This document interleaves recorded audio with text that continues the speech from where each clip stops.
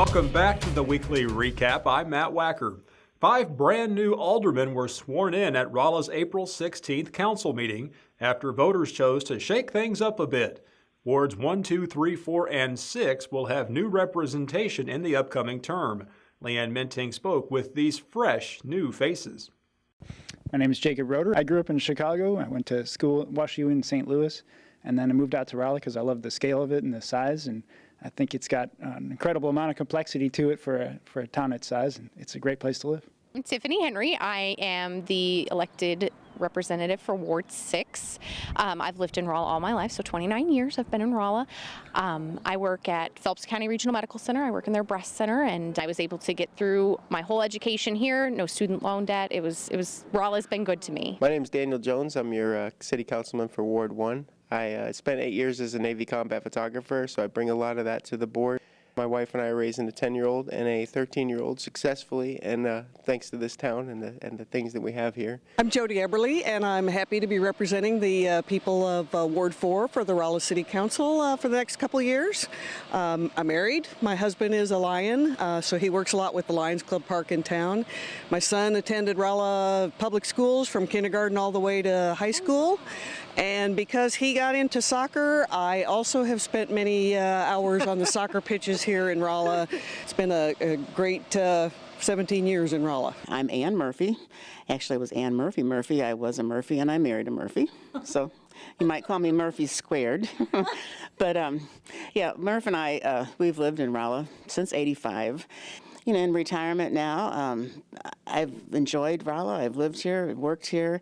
It's been a wonderful town for us. I just thought it might be a good time for me to step up. What do you think are the biggest challenges facing Rolla in the next few years? Well, growth is always a challenge. We have a lot of growth going on in Rolla, and I want to know that the growth that we have is smart growth. What I mean is when you put up a building or you put up shopping areas and all that, we want to preserve the ability to ride a bicycle through there, for the ability to sit down and have a picnic anywhere that there's a green space. We need to make sure that we are pedestrian and bicycle friendly in this town. And currently, I don't necessarily know that we're qualified to say that here in Rolla. We have a big complement of senior citizens that I would definitely like to feel like they're being represented. And there's a sizable component of people with varying disabilities. With respect to all of our neighborhoods, sidewalks and pedestrian pathways, I think, are going to be a real important thing, because riding scooters or using walkers, it's necessary to be able to do that safely and confidently. The animal shelter that we have here in Rolla is just barely working for what it needs to be. So we're in the process of looking at trying to get a new animal shelter and raising some money for that. I think the biggest issue with Rolla is that it's going through a strong growth spurt right now. There's a lot of projects happening simultaneously. There's a lot of plans being laid. The city needs a huge new wastewater treatment plant, so that will be a big issue to work on. I think some of the things that help keep a small town friendly are having a vital downtown where we have opportunities for small local businesses to thrive, as well as the big box stores and the large employers. My granddad had a shop on Pine Street, Bob Jones Photography. I grew up in that studio and on Pine Street.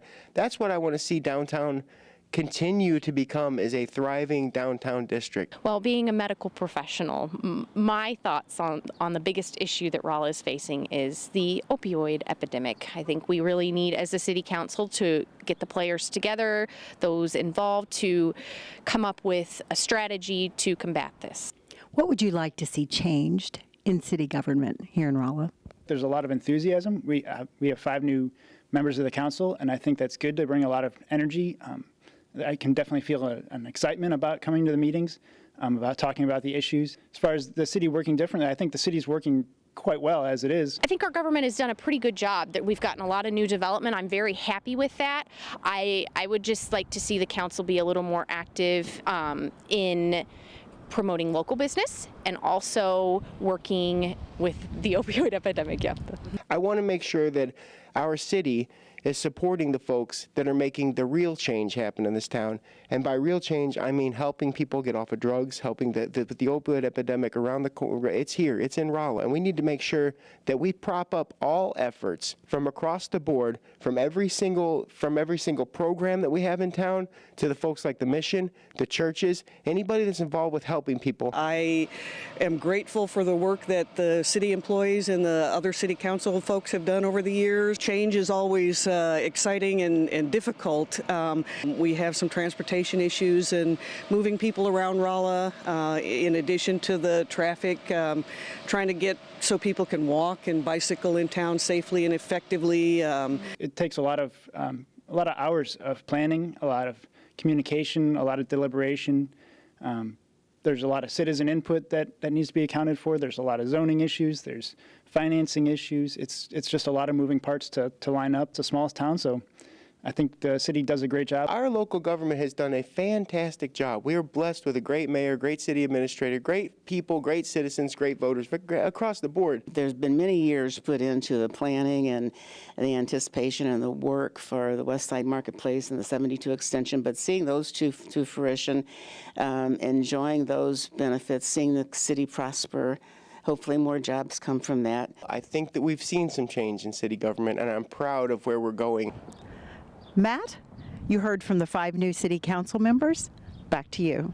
Newly elected West Plains Councilman Cody Frazier announced recently that he will not accept his council seat. During a special meeting on April 12th, Frazier released a statement citing unexpected and sudden circumstances.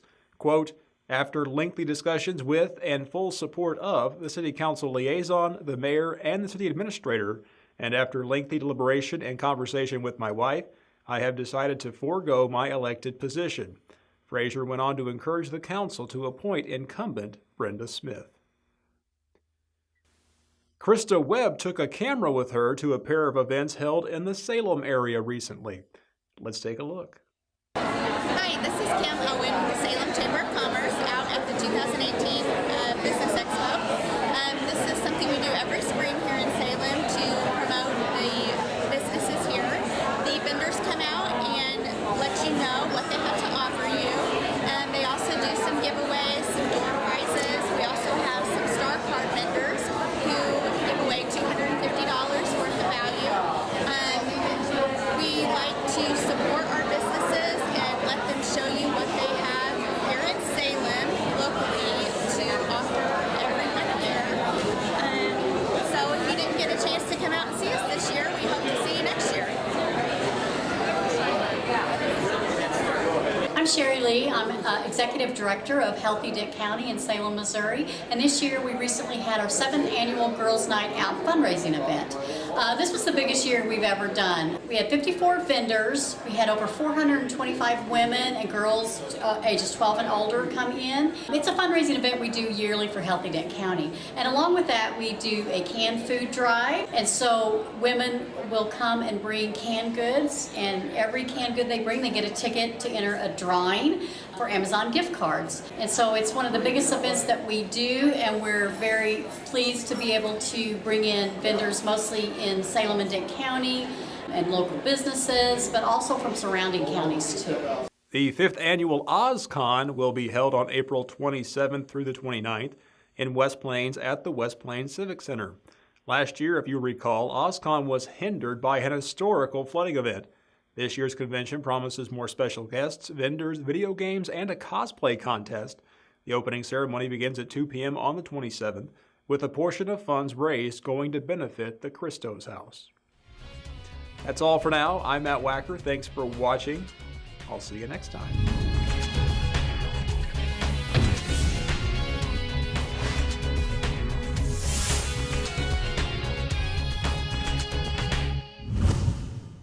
The Weekly Recap is brought to you by Rice Chopper, cooking from scratch, the UPS store of Rolla, Bayard Dodge in West Plains, and the Ozarks Medical Center.